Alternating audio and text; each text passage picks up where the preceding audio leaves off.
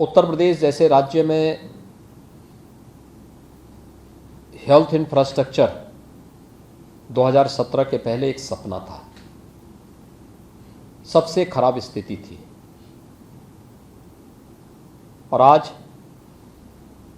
उत्तर प्रदेश देश के अंदर सबसे अधिक मेडिकल कॉलेज वाला राज्य बन चुका है। यह संभव हो पाया है इस देश के यशस्वी प्रधानमंत्री श्री नरेंद्र मोदी जी के मार्गदर्शन में, उनकी प्रेरणा से। 2017 के पहले उत्तर प्रदेश में जब हम देखते थे 1947 से 2017 तक 70 वर्षों में केवल 12 गवर्नमेंट मेडिकल कॉलेज बन पाए थे। और आज 2017 से 2022 के बीच प्रदेश सरकार ने प्रधानमंत्री स्वास्थ्य सुरक्षा योजना के अंतर्गत और राज्य सरकार ने अपने संसाधनों से भी हम लोग 33 नए मेडिकल कॉलेज का निर्माण कर रहे हैं, जिनमें से 17 क्रियाशील हो चुके हैं। 16 पर हमारा कार्य चल रहा है और अगले सत्र में हम लोगों का प्रयास होगा कि हम उन पर भी प्रवेश की प्रक्रिया को आगे बढ़ाएं। 2 एम्स का निर्माण उत्तर प्रदेश में हुआ। उत्तर प्रदेश में जहां हम लोग पहले देखते थे कि कमिश्नरी स्तर पर मेडिकल कॉलेज होना चाहिए, 5 वर्ष के इस अथक प्रयास का परिणाम है कि उत्तर प्रदेश 75 जनपद वाला देश की आबादी का सबसे बड़ा राज्य है। और मुझे बताते हुए प्रसन्नता है कि आज उत्तर प्रदेश के हमारे 59 जनपदों में मेडिकल कॉलेज या तो बन रहा है या संचालित हो चुके हैं। जो 16 जनपद थे जहां पर हमारे सार्वजनिक क्षेत्र के या निजी क्षेत्र का कोई मेडिकल कॉलेज नहीं था, उन्हें पीपीपी मोड पर लेने के लिए हम लोगों ने एक पॉलिसी राज्य शासन ने बनाई।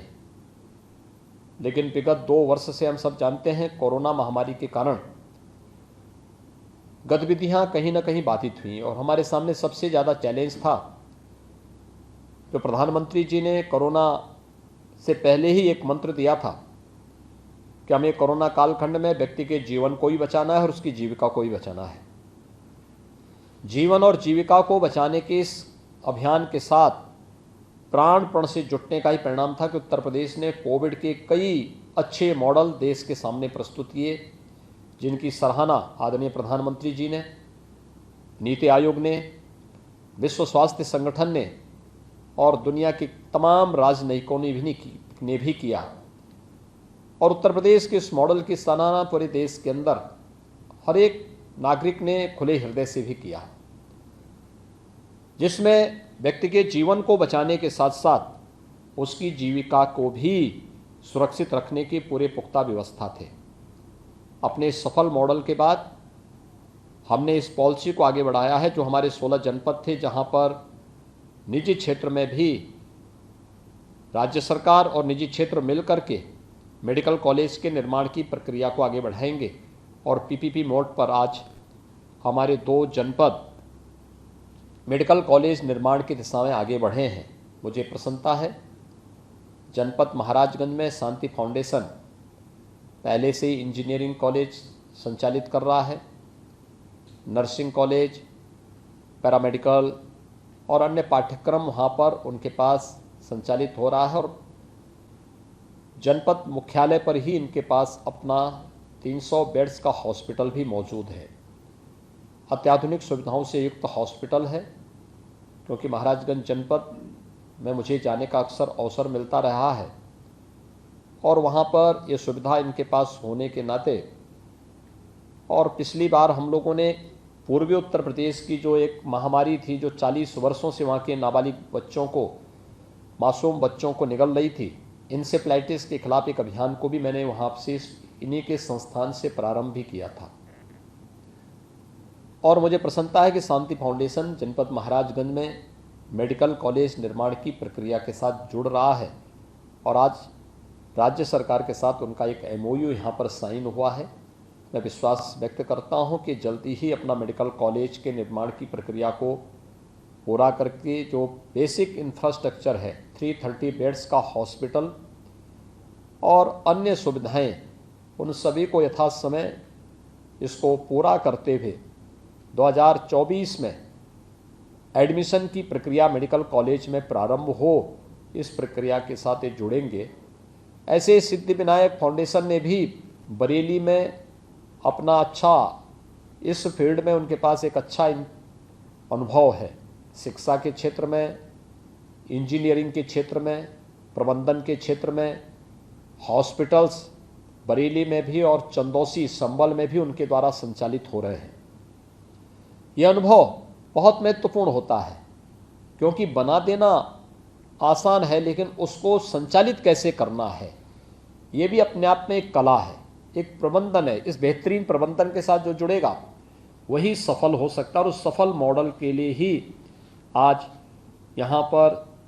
संभल जैसे जनपद में मेडिकल कॉलेज की स्थापना हो। मुझे लगता है संभल की आबादी भी लगभग 22 से 25 लाख की है, और उस जनपद में भी कोई मेडिकल कॉलेज नहीं है। 100 बेड्स का हॉस्पिटल ये चैरिटेबल संस्था पहले से ही वहाँ पर संचालित कर रही है, और मुझे विश्वास है कि उस इंफ्रास्ट्रक्चर को तेज़ी के साथ आगे बढ़ाते हुए हम लोग समयबद्ध ढंग से वहाँ पर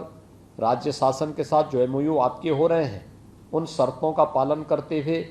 नेशनल मेडिकल कमीशन की शर्तों को पूरा करते हुए हम 330 बेड्स का हॉस्पिटल बना करके तैयार करें, जिससे नेक्स्ट सेशन में आप अपनी क्लास वहाँ पर संचालित करने का कार्य 2024 से प्रारंभ कर सकें। इस प्रक्रिया के साथ आज जुड़ करके आज ये MOU यहाँ पर हो रहा है। मुझे विश्वास है कि जैसे आज इन दो संस्थाओं के साथ पूरी पारदर्शी तरीके के साथ ये MOU के कार्य यहाँ संपादित हो रहे हैं, ऐसे शेष अन्य 14 जनपदों में भी एक एक मेडिकल कॉलेज जो हेल्थ इंफ्रास्ट्रक्चर की स्ट्रेंथनिंग में बड़ी भूमिका का निर्वहन करेंगे, उसको हम आगे बढ़ाने का कार्य करेंगे। मैं एक बार फिर से राज्य सरकार की ओर से चिकित्सा शिक्षा विभाग ने हेल्थ इंफ्रास्ट्रक्चर को और बेहतर करने के लिए आज 2 संस्थाओं के साथ जो MOU किया है,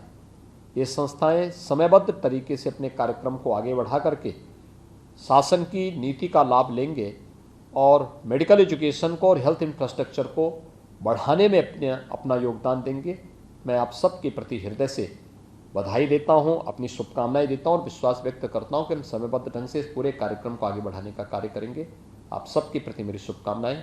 धन्यवाद। जय हिंद।